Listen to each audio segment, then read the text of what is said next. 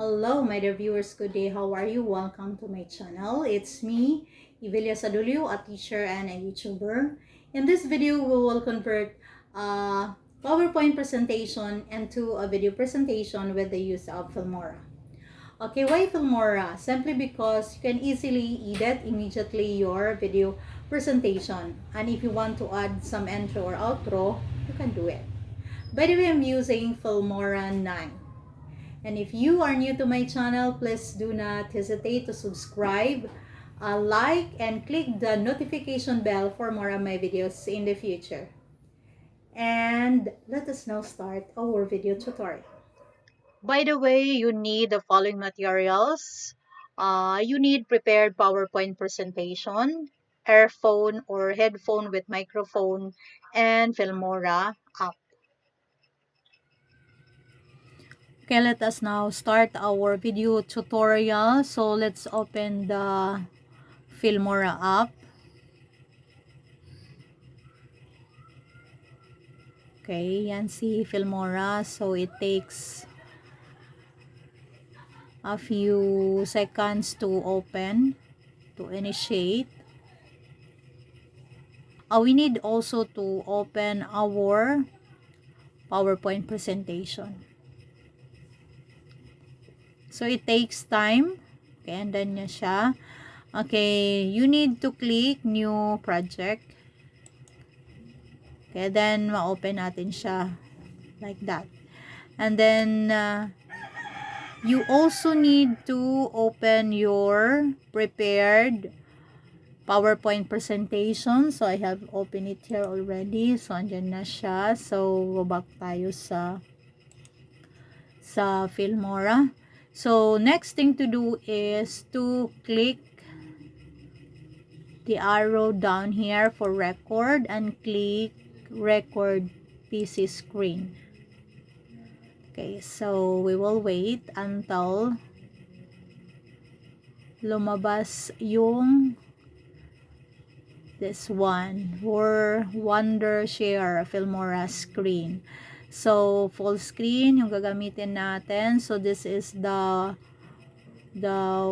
width and height, the speaker na ginagamit natin, microphone at the same time. Pwede nating i-on yung camera kung gusto nyo. So just click here the setting, then makikita nyo mayroon tayong kung saan natin masisave yung na video natin, yung video presentation natin. You have the quality, the frame rate, hindi natin lalagyan ng recording time. Then show mouse clicks and recording, so pwede nating i-show lang. Then if we want to pause, we just click F10. If you want to stop, F9. Then pwede mo i-click ito for if you want to have some camera, kung gusto mo yung camera. So kung hindi, you immediately click record. Then kikita mo siya. So you can start your presentation once mayroon ng 1, 2, 3 to 1 pala. Then you click slideshow, then current presentation. Then you can start recording. Okay, our topic for today is about the human breathing system. Okay, what is respiratory system? Respiratory system is also called the breathing system. It is made up of the organs in the body that help us to breathe. Just remember that the word respiration is linked to breathing. Gandahan mo na. Okay, then what are the parts of the breathing system? So pwede mong in-explain. You have nasal cavity, pharynx, larynx, trachea, you have lungs. Inside the lungs, we have the bronchioles and the alveoli. We have the bronchi, this one here, and then we have the diaphragm. Then, what are the functions of each? So, may brief video presentation pa dyan kung gusto mo. Since, ano lang naman to sample, we immediately go to how does respiratory system work? So, in the nose and nasal passages, the entering air is made warm, damp, and clean. of unknown particles. Next, the air moves down through the trachea, bronchi, bronchioles, and alveoli. Trachea is the empty tube that serves as passageway of air into the lungs. Bronchi are the two branching tubes that connect the trachea to the lungs.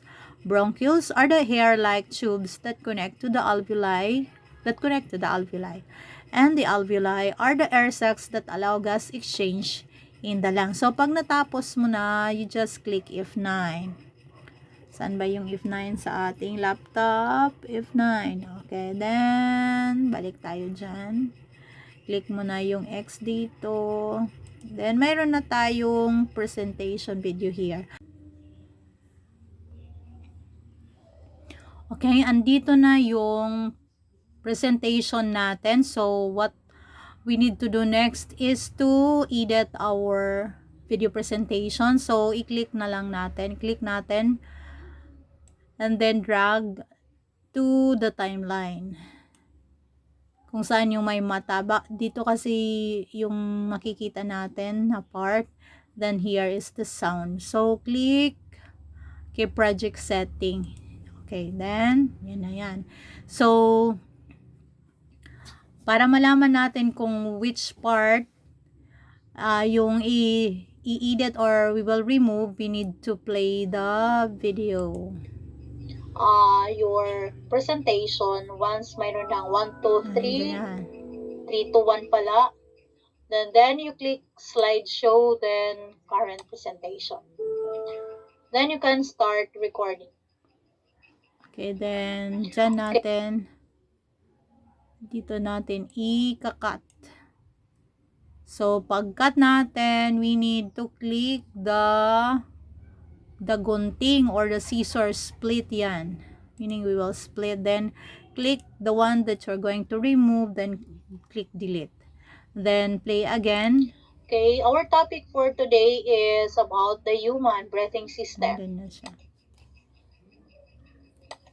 Okay, what is respiratory system? Respiratory system is also called the breathing system. It is made up of the organs in the body that help us to breathe. Just remember that the word respiration is linked to breathing. Gandahan mo na. Gandahan mo daw yung pagkakabasa. Okay, then what are the parts of the breathing system? So, pwede mong in-explain. You have nasal cavity, pharynx, larynx, trachea, you have lungs. Inside the lungs, we have the bronchioles and the alveoli. We have the bronchi, this one here, and then we have the diaphragm. Then, what are the functions of each? So, may brief video presentation pa dyan. Kung gusto mo, since ano lang naman to sample, we immediately go to how does respiratory system work? So, in the nose and nasal passages, the entering air is made warm, damp, and clean of unknown particles. Next, the air moves down through the trachea, bronchi, bronchioles, and alveoli. Trachea is the empty tube that serves as passageway of air into the lungs. Bronchi are the two branching tubes that connect the trachea to the lungs. Bronchioles are the hair-like tubes that connect to the alveoli, And the alveoli are the air sacs that allow gas exchange in the lungs. So, pag natapos mo na, you just click tapos na natin dito. So, saan na yun? Allow gas exchange in the lungs. So, pag natapos mo na, in the lungs, dapat. That allow gas exchange in the lungs. So, click dyan para tanggal natin. So, nasaan na yung scissor, then remove this one. By the way, pwede mong lagyan ng outro dito or intro dito sa may gilid, but you need to record yourself greetings to your students. For example, kung gusto mong yung audience mo, yung mga students mo, at dito naman yung ending part. So, once you are done, pwede nating i-click yung export. So, sa export, pwede mong i-change yung name, kung anong name niya. So, may video lang yung nasa, kung baga ano ito, yung nandyan, pwede mong i-change. Then, save to, bahala ka kung saan mo ilalagay. Then, mayroon tayong resolution. Then, frame rate, size, then duration. Then, bago tayo mag-proceed to export, so, nandito yung format natin. So, MP4. MP4 yung format natin. Then, just click import. Then, we will wait until matapos ito dito. So, until mag 100%. Pag naka 100% na we are done, you already have your video. Titingnan natin mamaya kung ano na yung itsura ng video natin. Okay, so it takes time. Pero yung sa atin madali lang since yung sample natin very short lang. So it will not take time.